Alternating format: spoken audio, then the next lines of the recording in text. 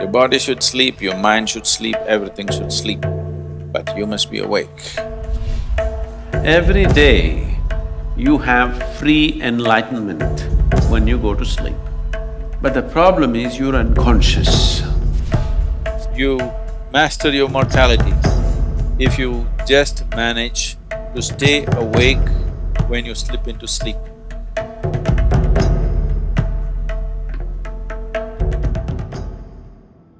There are various aspects to that which we refer to as Shiva. The boundless reality is referred to as Shiva. The greatest of the yogis has been referred to as Shiva.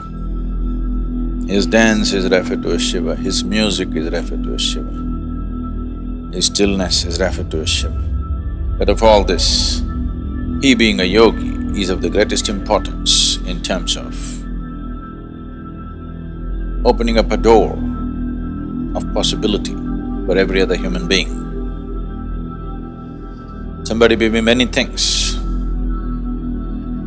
but for the world,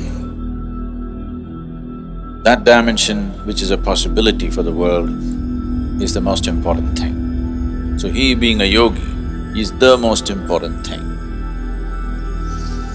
Being a yogi means many things.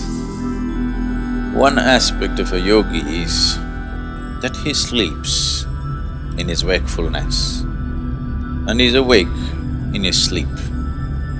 That this must be fully awake, but if you check the parameters of the body, it must be asleep. In sleep, everything should be asleep, but you must be awake. Your body should sleep, your mind should sleep, everything should sleep, but you must be awake.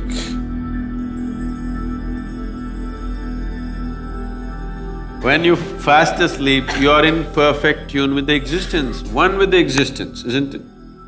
Nature has given you this. If you've forgotten, every day when you go to sleep, it makes you one with the existence.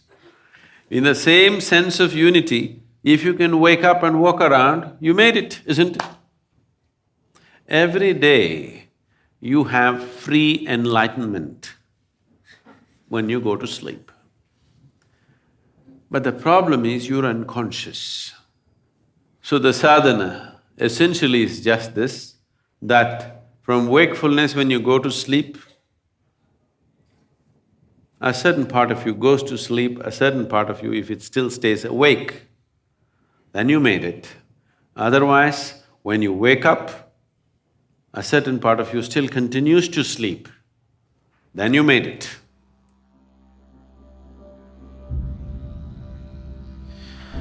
If you are awake and fast asleep at the same time, you are asleep and awake at the same time, this is called Turya. If you are in a state of Turya, we say you are a Mrutyunjay, that means you are deathless. Because if you can be awake in your sleep, you will also be awake when you have to shed the body. So there is no question of death for such a person. Because life and death are happening at the same time. It is only the ignorant who think, right now I'm alive and one day I will die. No, both are happening at the same time. They are not two different things actually, only for the sake of understanding, we have to divide them. Otherwise, it's just life and life. One dimension of life and another dimension of life. So this transition between… from one dimension of life to another becomes an easy doorway.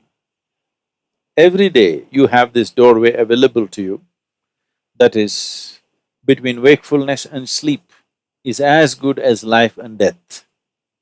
If you know how to exploit this doorway, if you stay alert till that last moment, do you ever know when you actually slept off? You think you're there, but after some time, you don't know when you slept. If you can take yourself to that moment, It's as good as being conscious at the moment of death. You master your mortality if you just manage to stay awake when you slip into sleep. See, this is an opportunity for you. The best preparation for death is make an attempt to try to fall asleep consciously. Instead of drifting away, if you shift from wakefulness to sleep consciously, death will become a play. So, the moment of sleep is a tremendous opportunity. If you sleep in a certain way, tomorrow morning when you wake up, you can be significantly one notch up. Every day you have this opportunity to practice death. If you can manage that moment, like, you can do this consciously, right? Just like that, from wakefulness to sleep. If you can do it that way, that's it, you're Mrutyunjay, because there's no death for you. त्र्यम्बकं यजामहे